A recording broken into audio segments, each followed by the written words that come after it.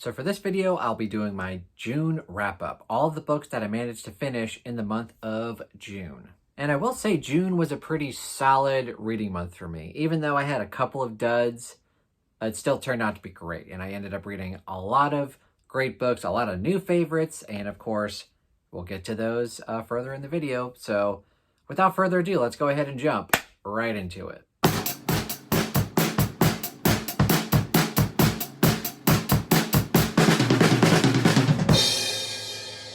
So the first part of the video, I'm going to talk about all of the Stephen King I read this month, and I actually read quite a bit of Stephen King this month, even more than I planned on doing, so let's just talk about King for a little bit here. The first book that I'll go ahead and mention is Skeleton Crew, which we've been doing for the Stephen King Short Story Book Club. We've been reading this since March, and we finally wrapped this up towards the end of June, and I will be ranking all of the short stories in here, and it was a lot of fun getting everyone's opinions on Skeleton Crew. And of course, next month, I'll go ahead and plug it. We're reading Nightmares and Dreamscapes starting July 4th. And this one is a bit on the chunky side, so it will take a while because we're only reading one, sometimes two short stories a week. But it's basically going to go until December. So it's going to take a while, but we're going to take our time with it. And I'm really hoping to enjoy it more the second time around. And I can't remember if in my last wrap-up I talked about Desperation. I think that I mentioned that I was reading it, but I don't think I actually finished it until the beginning of June. So I'll go ahead and mention that I finished it, and I really liked it. I liked it much more the second time. The first time I think I gave it 3 stars. This time around, I gave it 4 stars. I still don't really like the audio because it's narrated by King, and he doesn't do a great job, but it is just a really fun, bonkers book. But I do enjoy the companion novel a little bit more. And speaking of the companion novel, we have The Regulators by Richard Bachman, aka Stephen King. And I read this for the Bachman read-along that I'm doing with Josephina, and I really like this. I've read this 2 times now. It's just so bonkers. Like, it's even more bonkers, I think, than Desperation. And I think it's just more fun because the pacing is a little better, it's a little shorter, and it doesn't get bogged down by a lot of the kind of the thematic stuff going on in Desperation. This is just bonkers for the sake of being bonkers, and I really enjoy it. I'd give it 4 stars. I really enjoyed it. Yeah, I highly recommend it for anyone who just wants to read a bonkers Stephen King book.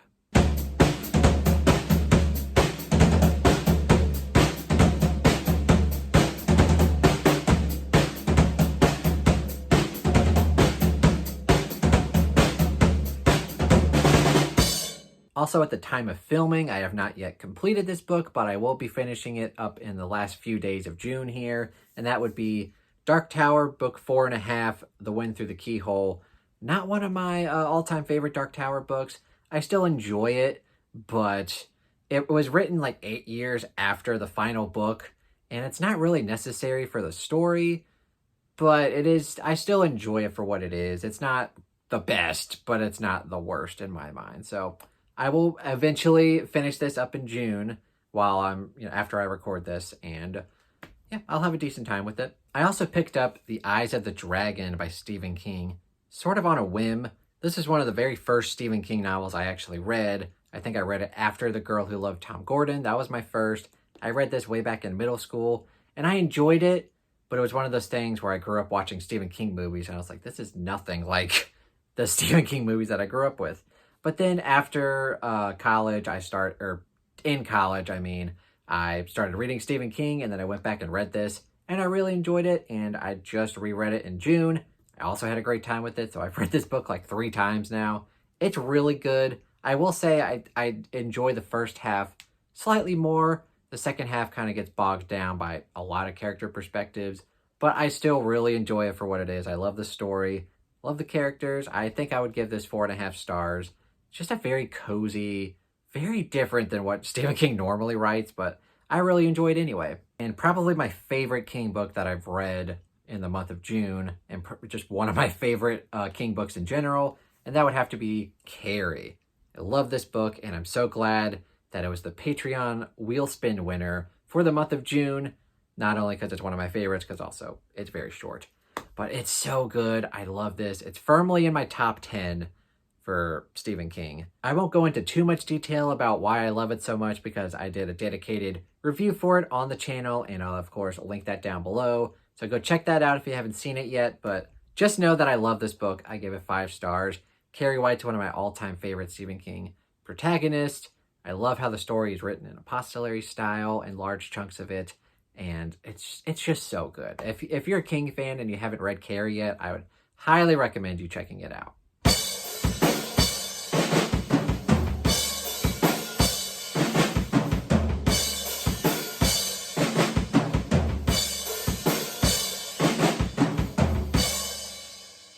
All right, so that's all of the King that I've read for the month. Let's talk about some of the other books that I've read, probably starting from my least favorite and work my way up. And by God, my least favorite book that I didn't even read it. I had Stacy read it to me because she had a copy of it and I didn't. And we were both super excited to read this book. And it is, of course, Hyde by Kiersten White. God, the premise just sounded amazing. Basically, the premise from what I understood before I, read it was that you get a bunch of people, put them in an amusement park, and it turns into like a deathly game of hide and seek. Like that sounded really awesome, but it wasn't that at all. And this book was just marketed super shitty, and it just wasn't what everyone was expecting it to be. And if you go on Goodreads, you can pretty much tell because you can see that people rated it very low. It's got like a 3.4 rating. And basically people who hated the book are saying consistently the same thing. It's not what it was set out to be. It was marketed horribly. It had a lot of potential, but it just went nowhere with the premise. And people thought they were going to get like a plot heavy action thriller horror, but it turned into like a YA mystery romance kind of crap. And it's focused so much on the character's backstory, and we all wanted more of this insane premise, but we didn't get any of that. And then, I got to the 80% mark. Stacy was reading it to me, and I had enough. Like, I was like, babe, I'm done with this book. I don't want you to read it to me anymore. It's so bad. And she went ahead and actually finished it, and she basically left a hilarious rant review about it on her Goodreads page. I'll link it down below. It was just so bad, and I'm super glad I did not finish it because it would not have been worth it. If I had have finished it, I probably would have given it like 1.5 stars. It was really bad, y'all. So, whew, that's my little rant review about Hyde by Kiersten White. I will not be reading any more of her books for sure.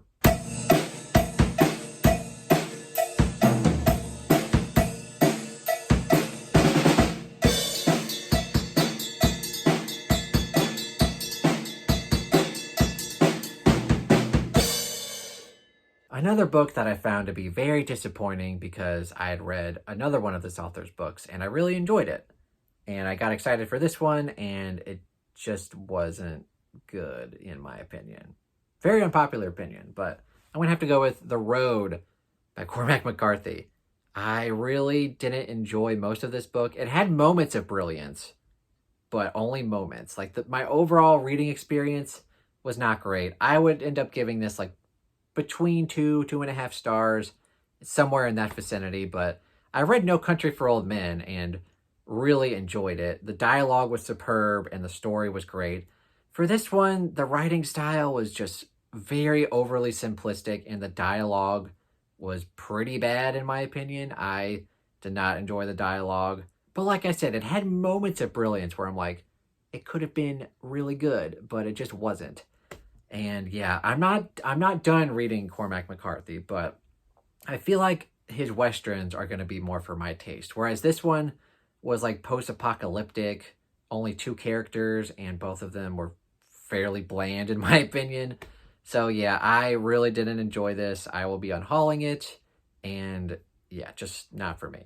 Next book I want to talk about is Remembered Death, aka Sparkling Cyanide by Agatha Christie. I still don't know why she publishes books under different names for like UK versus America. Just pick one title and stick with it.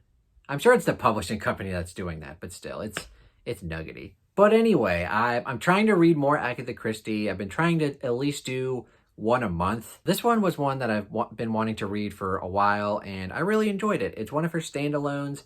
It's very good. I really enjoyed it, and I really enjoyed the reveal at the end. I enjoyed all of the character examinations like a typical Agatha Christie does. And yeah, I really enjoyed it. Not much to say other than just it's a very classic, very good Agatha Christie book. Sparkling Cyanide, aka Remembered Death. I like Sparkling Cyanide better as a title. I don't know.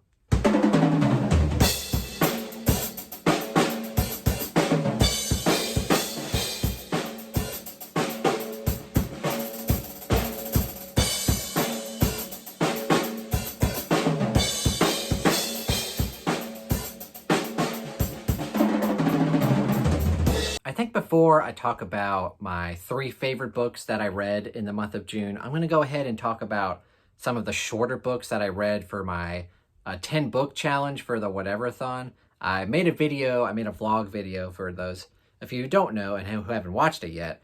I tried to do a challenge video where just a random Saturday where I had nothing to do and nowhere to go.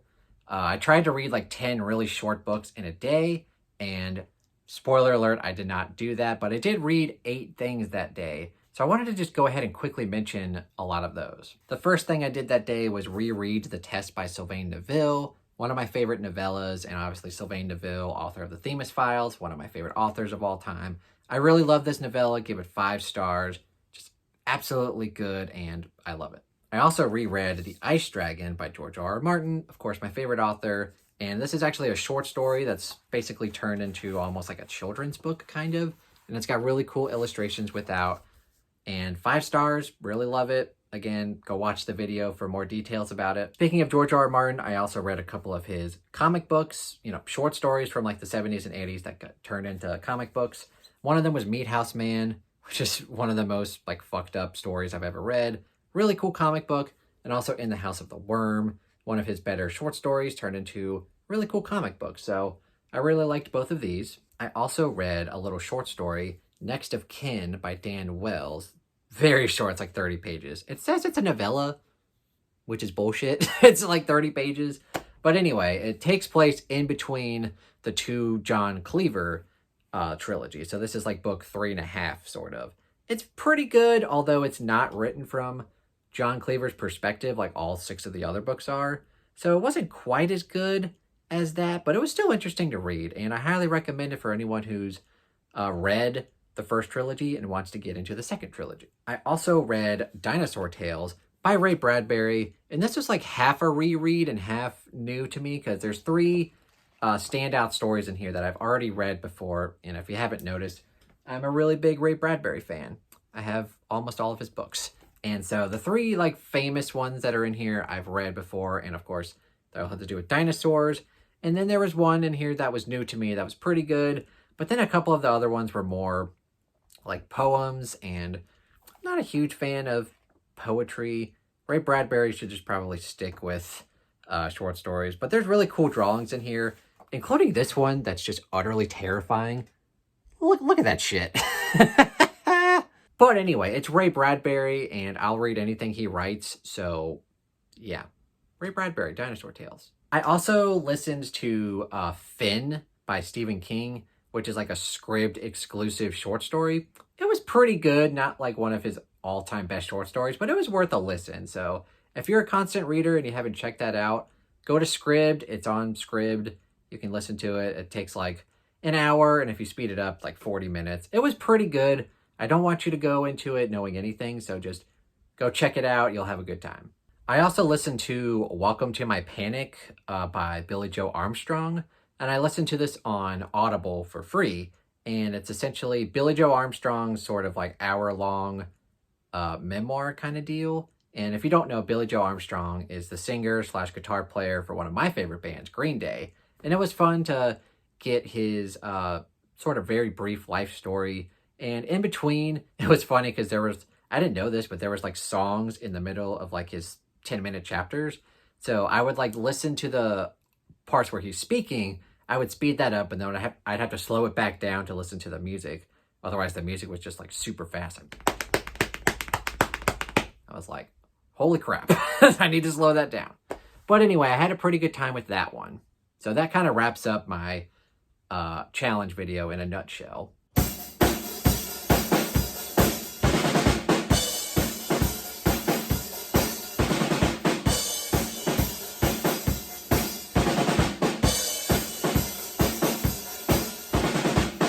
All right, now I have 3 books left to talk about. And besides rereads, these are probably my 3 favorite books that I've read in the month of June. They're all very different from each other, and they're all kind of like in the 4.5, 5-star range. And I like them a lot, pretty much on the same level, but they're all different genres. So I'm just going to talk about them in the order that I read them. The first one would be Comedy, Comedy, Comedy Drama by Bob Odenkirk. And you might recognize this man from such shows as Breaking Bad and Better Call Saul. He plays Saul Goodman, and Better Call Saul and Breaking Bad, 2 of my favorite shows. I'd put them probably in like my top 10 somewhere. And if you don't know, this guy, Bob Odenkirk, was mainly known for his comedy before he was ever on Breaking Bad and Better Call Saul. Very good comedian. And it was really fun to get his memoir about his early life and his early days in Hollywood, getting comedic parts and then eventually landing the role for Breaking Bad. That's why the book is called like Comedy, Comedy, Comedy Drama, because most of his life was involved in comedy until he got that role. But yeah, I really enjoyed it, and the audiobook was especially good because it's narrated by him. So if you're a fan of this man's work, I would highly recommend checking out the audiobook. It's very good. And this next book is very exciting for a number of reasons. The main one being that Sharon Dwyer was the very first winner for Guess the Beat. And if you don't know, I set up a game on my Discord called Guess the Beat, where basically every week I post 3 drum clips along with some subtle clues and some hints. And basically you just try to guess what song it is. And at the end of every month, I'll spin a wheel for the people who have guessed a lot of the beats correctly, and whoever wins, whoever pops up the winner on the wheel, gets to decide what book I read off of my Goodreads TBR shelf. And like I said, Sharon Dwyer was the winner, and she chose this book for me to read because she's been wanting me to read it for a while now, and that would be Ungodly by Braden Reddick. Braden Reddick? I don't know. Either way, I was very excited to finally get to this book, and I'm super glad that I read it and that Sharon picked it because, oh my God, one of the best horror debut novels I've ever read. It was tremendous. It was very fast-paced. It's written super well. There's so much mystery surrounding what's going on. Like, I kept telling people, like, even halfway through the book, I have no idea what's going on, but it's awesome. And so yeah, there's a lot of mystery, a lot of intrigue, a lot of interesting characters, and you get sucked into the characters' backstory very quickly without it getting bogged down into the details and without it ruining the pace of the plot. Like, Braden Reddick just knocked it out of the park with his very first book, and I'm just super glad that I read this. I ended up giving it 4.5 stars, a little bit of nitpicky stuff at the end, but still, it can be forgiven. It was so good, and I can't wait to read whatever this man writes next. This is his only novel, by the way. I really want him to write some more stuff. I want to read it, and whatever he writes, I will pick it up, because, man, this book was friggin' awesome. And a book that I just recently finished by one of my new favorite fantasy authors would be Foundryside by Robert Jackson Bennett. I had previously read his Define Cities trilogy, with the first book being City of Stairs, which is just still one of my all-time favorite fantasy books. And then books 2 and 3, City of Blades and City of Miracles, I liked a little less. I gave them both 4 stars, but I finished this book. I wanted to read it last year, but I kept putting it off and off. But man, I really wanted to read this because I knew the 3rd book was coming out in the Locklands trilogy. So me and Stacy are buddy reading it together, and I finished a little before her, and it's just so good. I love the main character of Sanchia, and it's very typical Robert Jackson Bennett writing, where it's very fast paced and there's a lot of mystery, and the further you get into the book, the more it gets solved, and the magic system is cool. It reads very much like a Sanderson book, which is very cool. So if you like Sanderson, definitely check out Foundryside. But yes, this book was awesome. I loved it, and I can't wait to get to Shorefall and, oh God, what's the 3rd book called? I can't remember what the 3rd book's called in the Locklands trilogy, but I will read it. And I think we're going to we're going to save July for more indie self-published authors for the Indie Accords readathon. But in August, I think we're probably just going to binge read Shorefall and the third book. So yeah, I really liked Foundry Side, and it's really hard for me to pick like which book I liked more this month, because I mean, these books are so different. You've got Bob Odenkirk, which is a memoir, nonfiction. You got Ungodly, one of the best horror debuts of all time for me. And then Foundry Side, just a really fantastic start of a fantasy trilogy. So these are my three favorites. I really can't decide which one is my favorite for the month, but yeah, I really like all those books. So yeah, I had a really good reading month despite having some bad books like Hyde, and I won't call The Road a bad book. It just wasn't for me. But Hyde was definitely that might be the low point of the year for me. That book was just so bad. But I digress. I read a lot of good books this month, so that's good. Have you read any of the books that I talked about here? If so, what did you think of them? Did you like them? Did you hate them? Did you thought they were kind of meh? Just a little bit of meh? Anyway, please let me know what you thought about the books and what were your favorite and least favorite books that you read in the month of June. Please let me know all of those good details down in the comments below. And of course, if you enjoyed this video, please give it a thumbs up and consider subscribing to my YouTube channel and the Bookastromer Discord. And if you'd like to further support me financially, go check out my Patreon page and see what that's all about. But anyway, thank you guys so much for watching and have a terrific day.